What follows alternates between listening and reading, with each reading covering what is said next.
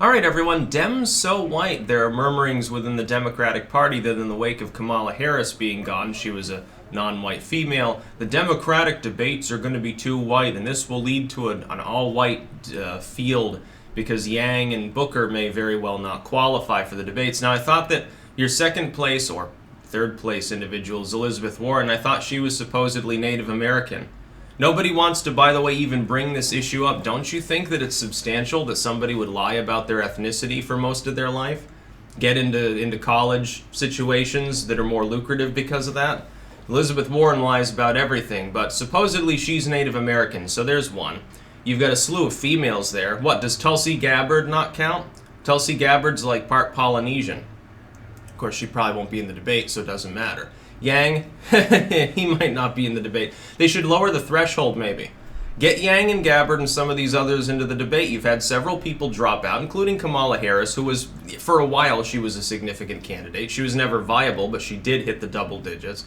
You got plenty of people in the field who haven't. Like, Bloomberg stalled at 4.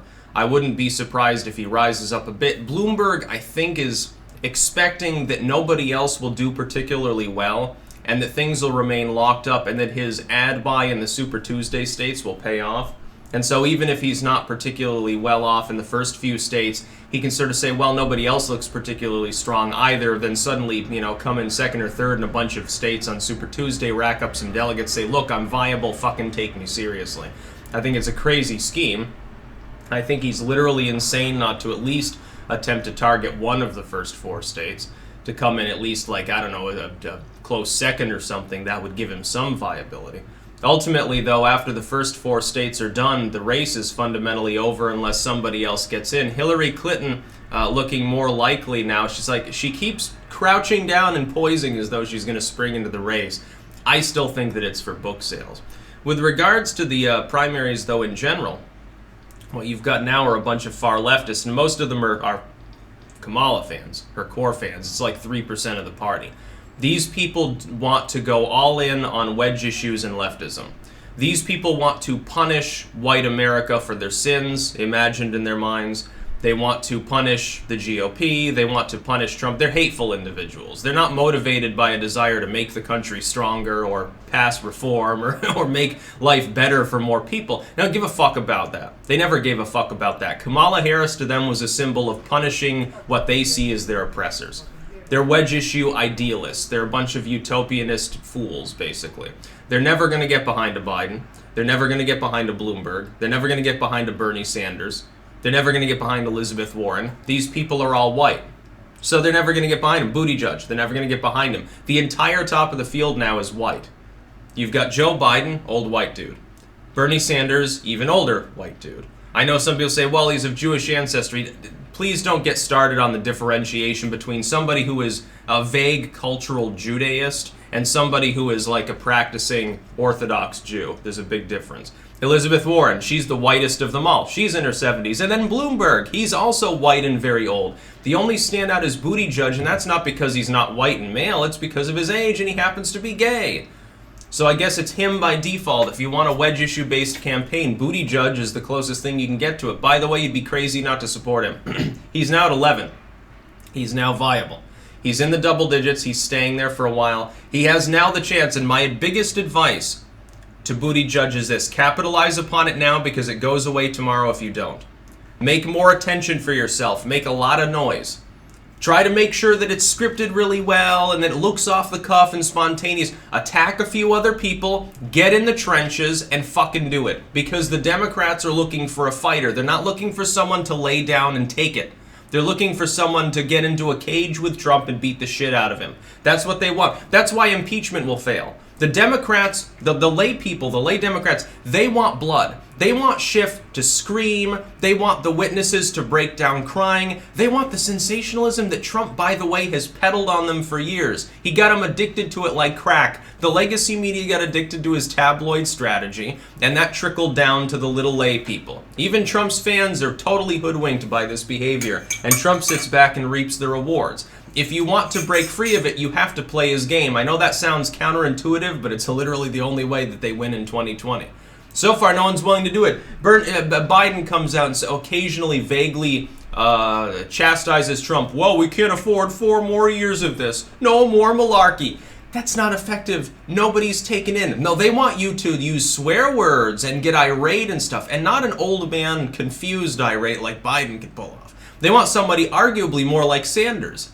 Preferably someone who's not nearly 80 and hasn't just had a heart attack. See, there's your problem. The whole top of the field fucking sucks ass. Everybody in the Dem top of the field, everybody who is viable in the Dem field is a loser. Every fucking single one of these people is a fucking moron. Most of them don't understand political strategy. The one that does is incoherent. And, of course, Kamala just dropping out. Why did she drop out? What was the specific reason given for her aide leaving and basically destroying the campaign in their wake? She doesn't understand how to treat her staff or how to campaign. She's got no strategic sense. You got a lot of other people at the top of the field that look the same. Bloomberg's real calculated. The problem is he waited too long. He's expecting the only way he can win is by others' failures. But they have to fail in a spectacular fashion. I just expect they'll be mundane losers for the whole race. Elizabeth Warren, flash in the pan. She's come and gone. She's going Kamala mode, just as I suspected she probably would. There was a chance that she would stabilize. She failed. She's out. Elizabeth Warren fucking sucks. She's fucking out. Get used to it. Get off her campaign and support somebody who's actually got a chance. You've got 2 people in the race at the moment that do. Michael Bloomberg, boy, would that be a wash of an election. Oh boy, would people punish the Democratic Party if you're nuts enough to nominate him. Michael Bloomberg, again, elderly, white, billionaire, stop and frisker, fucking former neocon. Yeah, that's exactly what younger Democrats want. Or Buttigieg. Fucking swallow him. Yeah, to not even bother using a pun. Bend over and take it from Buttigieg, because he's literally the only person in that field that can win. And even he's a long shot. Maybe a 1 in 10 chance. That's about as good as the Democrats have. And he should have, Marianne Williamson should be his running mate. You'd be taken more seriously like that than with any of these other fucking morons. Bernie Sanders is a socialist. I don't care how good that sounds if you walk onto the UVM campus. I don't care what some Californian thinks about dude, bro, weed, hippie bullshit. It doesn't matter. Try getting some random Iowan to say, oh yeah, Bernie Sanders is promising my kids college debt relief. That sounds good. Too bad he's giving me a 70% tax rate. He took half my farm away, gave it to somebody for reparations, but you know, it's okay because less debt. Yeah, I have to pay that out anyway, but, you know, at least it's not debt to a private organization. Now it's just debt to the government, which is what taxation ultimately fucking is. You owe a certain amount of debt each year based on how wealthy and well off you are, based on how productive you are. The more productive you are, the more Uncle Sam wants to rape you in the ass. That's how taxation works. And there are a lot of people out there in the Democratic Party that don't fucking understand this. They think that they lost money because they got less money back because the payroll tax was cut. Fucking morons. No wonder you have dumbass candidates. It's horse shit. There's a civil war going on in the Democratic Party because the top of the field is too white. Fucking deal with it. Then why don't you support Tulsi Gabbard? Again, she's like, what, a quarter pound? Support Yang. You want to get UBI? You want your free funny money every month because you're just a fucking loser who doesn't have any talent whatsoever? Go ahead. Nominate Yang and see what happens. Nominate Yang. See how many blue states flip red. Because I guarantee that they would. These people are a joke, and they're taking it as a joke. I'll tell you the problem.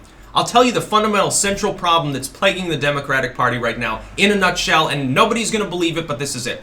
They're cocky. They think that they're going to win. The lay people are taking this as a fucking joke. And so because they think Trump is a joke, they are inculcated every single day with propaganda from the corporate media telling them Trump is a loser. Trump might get impeached tomorrow. Trump does this. Trump is Hitler. But he's an inept clown like Hitler. He's just an old pudgy dude. He doesn't know what he's doing. He's fucked. Everyone hates him. Even his own family hates him. He probably beats his wife, plays with his daughter and stuff. They literally say stuff like that.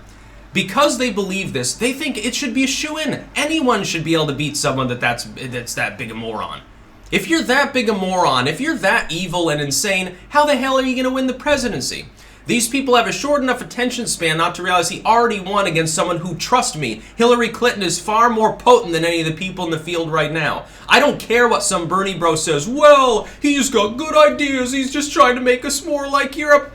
Try telling that to the Midwestern farmer. Oh, we should be more like Europe. We're going to make you pay a 60% tax rate because you look wealthy on paper. Elizabeth Warren coming out and saying, hey, you know what we're going to do? We're going to tax billionaires at more than 100% marginal tax rate.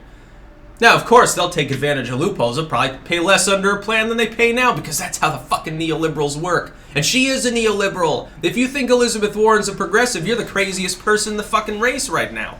You're way crazier than her. She knows how to fiddle around in people's minds. I admire her strategy. I admire how she went from being a conservative to being a neoliberal, putting a D after her name, and now, in only 2 years, she's managed to go from being basically an Iraq War Democrat, or I think she might have even been a Republican at the time, basically a vague conservative, to being supposedly progressive. But not socialist, wink wink, nudge nudge here, we'll leave that term out. Hey, here's Bernie Sanders' platform. I thought of it first. It's progressivism. It's a freak show.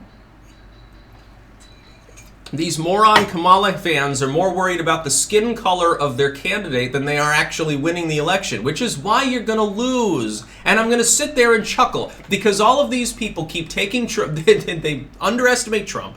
They think everyone who supports him must be some Bible-thumping, gun-toting, middle-aged, drunken redneck, and that people like me don't exist. People who are intelligent enough to look at the Dem field, look at the massive dysfunction that we see there, and judge them for it.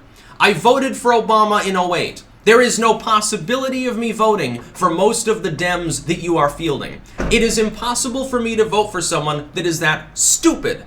The couple people in the field, Buttigieg, oddly enough, Gabbard and Williamson, that are kinda sane, one of them is literally like a crystal reading tea leaf fucking hippie Wiccan, these are the same people in the Dem field.